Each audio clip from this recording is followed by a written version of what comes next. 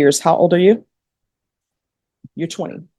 And so you will still have a chance when you are released to live your life. All right. But there's somebody who's dead and their life is over. American Bench Files. 22 CR 6188, State of Texas versus Kevin Giovanni Luna. Could I have parties announced for the record for the state? Jason Garrett, Your Honor. Defense. Are you Mr. Luna? Counsel, have you received all the discovery and did you review it with your client? Yes, sir. Court will find that the state is in compliance with discovery. Mr. Luna, did you review the document entitled True Bill of Indictment with your attorney? Did you understand it? Yes. Counsel, do you waive the reading of the indictment? State, are you proceeding on the indictment as presented? No, we're not. We're proceeding on the lesser included murder. Any objection? No, Your Honor. Mr. Luna, did you review the document entitled Court Admonishments and Defendant's Waivers and Affidavit of Admonitions with your attorney? Did you understand it and did you sign it in all the appropriate places? Yes. Did you understand the state is proceeding on the lesser included offense of murder? The range of punishment for that offense is anywhere from 5 to 99 years or life in prison and up to a $10,000 fine. Yes, sir. If you have a plea with the state, the court does not have to follow your plea. If for any reason the court doesn't follow your plea and gives you more than you bargained for, the fact that you entered a plea will not be used against you and you will be allowed to withdraw your plea. Did you understand? Yes. Did you understand you have a right to jury trial, a right for you or your attorney to cross-examine and confront any witnesses the state would call in the right to remain silent? Yes. Did you understand by entering this plea, you were giving up those rights? And did you intend to give up those rights and enter into a plea in this case? Counsel, has your client been able to provide you with any defenses? He has, Your Honor. Do you believe he has a rational as well as a factual understanding of the charges against him? Do you believe he's currently competent and was legally sane at the time of the offense? Mr. Luna, has anyone threatened you, coerced you, or placed you in fear to get you to enter the plea? Anyone promised you anything other than the plea? Are you satisfied with the way you've been represented? Are you a U.S. citizen? Court will find that defendant has knowingly and voluntarily waived his right to jury trial. Did you review the plea bargain page with your attorney? Did you understand it? Yes.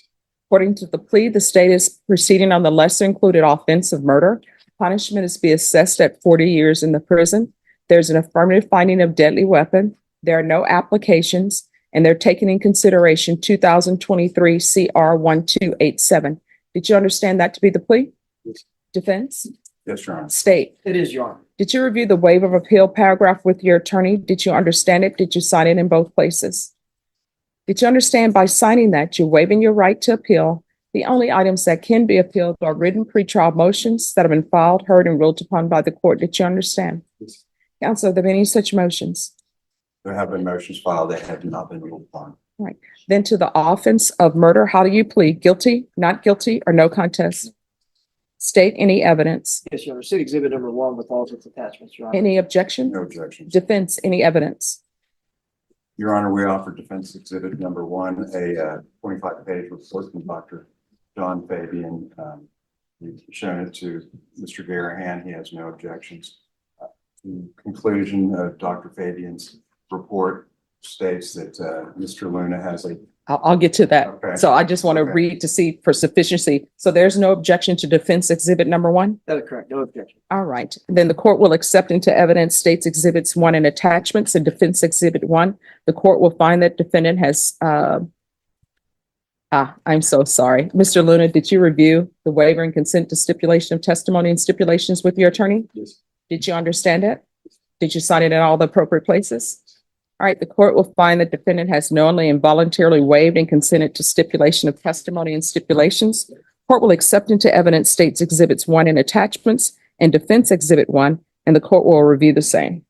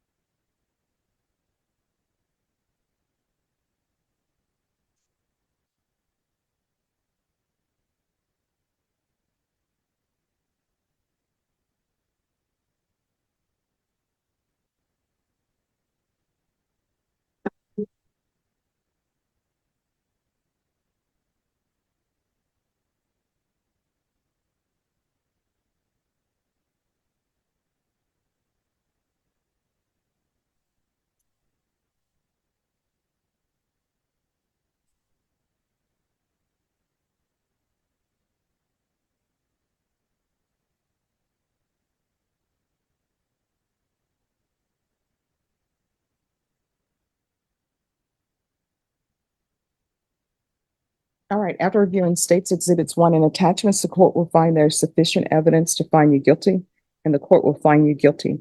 Are you proceeding with sentencing? All right, anything you wish to say on behalf of your client? Your Honor, the state's exhibit 1 into evidence with no objection. Dr. John Fabian, the conclusion of his report after his examinations, Mr. Luna he suffers from a tri-diagnosis of brain disorder, mental illness, and substance abuse addiction.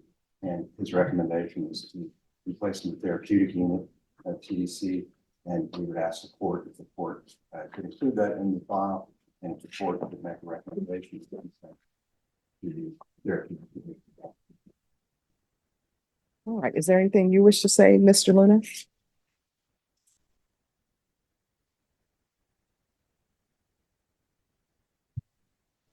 All right, the court will follow the agreement, sentence you to 40 years in the prison, give you credit for any time served, take in consideration 2023 CR 1287. There's an affirmative finding of deadly weapon. Is there anything else from either side with regards to sentencing? Not for the record. Paul. All right, did you review the document entitled Trial Court Certification of Defendant's Rights to Appeal with your attorney? Did you understand it and did you sign it? All right, because this is a plea bargain agreement and because I followed your plea bargain agreement and because you waived your right to appeal, you do not have the court's permission to appeal. Because this is a felony conviction, you're not allowed to own or possess any weapons or ammunition. If you have a question over what a weapon or ammunition is, you'll need to speak to an attorney. Do you understand? All right. And the court will also request the therapeutic community or mental health community at the prison. Thank you. The way that works, I have no jurisdiction to force them to place you in that. You'll have to request it as well, and then it'll be completely up to TDC whether or not they do that. Do you understand? All right. We can go off the record. Mr. Lunan, I always tell people anytime that people serve is a lot of time, even a day. That's a lot of time. And with you, it's 40 years. How old are you? You're 20. And so you will still have a chance when you are released to live your life. All right. But there's somebody who's dead and their life is over. You understand? So you need to take advantage of whatever they have at the prison that's available for you to better yourself. And you need to go to prison and not become institutionalized. Do you understand? All right. Is there any victim impact? There's 2 short ones, Your Honor. All right. So what's going to happen next is there are going to be 2 people to speak to you, and they are related to the victim in this case. And they are probably going to voice to you how they feel about things. I always require everyone to treat everybody with respect. So just listen to what they have to say and internalize it. Okay. All right. Thank you. Deputy.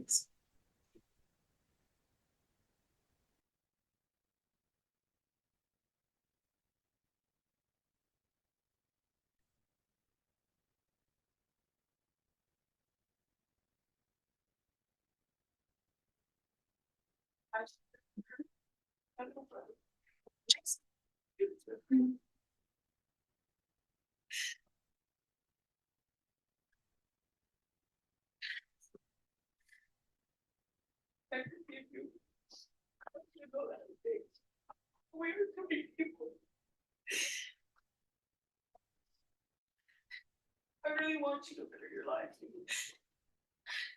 You know, you're still alive.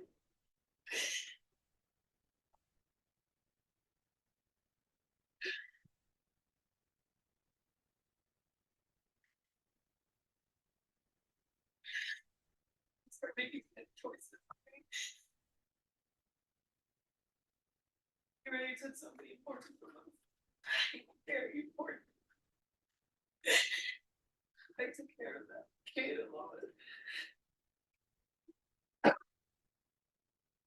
We went through shit too. And it hurts me every day. Since he left, he's not here. It affects him the biggest impact of my life because he was close to me. Not only to me, my kids. He had nieces and nephews.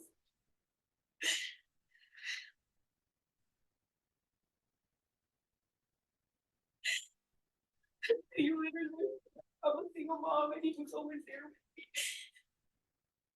to support me, be there with me all the time for everything. It has not been easy to be alone now. I feel alone without him. Not only him, like my dad too, he feels anger, he feels a lot of things that is not right.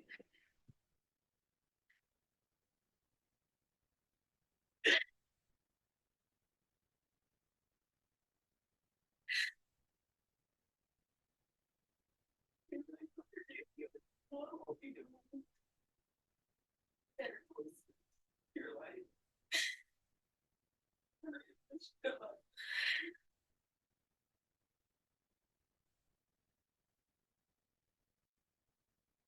That's right. It's more than just my husband, my family. You took away someone so important to our family, to our friends, to the world. He wanted to save lives. He doesn't get to do. You took that away. Because I know how great of a person he was and will always be, he would want us to forgive him. Even though it is hard, so hard every day to keep moving forward without him. It's just like, I'm a single parent, and he was the one that was there for me and my daughter. He was the one there as a father figure for her. My daughter has to go through this every day too. Him not being here. And it's not just us. It's not just us. There's so many people he impacted. He was an amazing person. And I don't know what to look for. But if he had just given him a chance, he would have helped you. He would have done whatever he could. He would have done whatever. He would have been a friend. He would have helped you. He didn't care how much.